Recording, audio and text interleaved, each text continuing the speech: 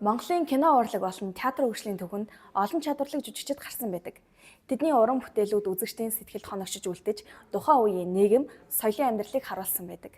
Түүний нэг жишээ болох Мартагдсан дуул киноны Сайн хэмээх нэрээр бидэнд алтарсан Ганжуурын адил бишийг та бүхэндээ танилцуулъя. Адил биш нь 1950 онд Дорнод аймагт төрж, дунд сургуулаа төгсөөд 1968 онд аймгийнхаа хөгжим драмын театрт дагалдаа хөгжимчнөр ажиллаж байгаад 1971 онд хугацаа цэргийн албанд морцсон юм.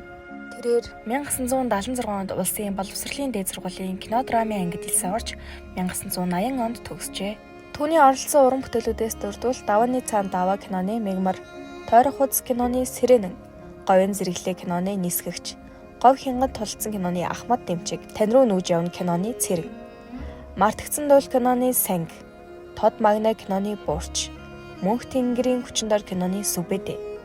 Үзэгчдийн дурсамж дүлцсэн эдгээр дөрүүд нь тухайн үеийн Монголын нийгэм соёлын үнэт зүйлсийг харуулдаг юм а.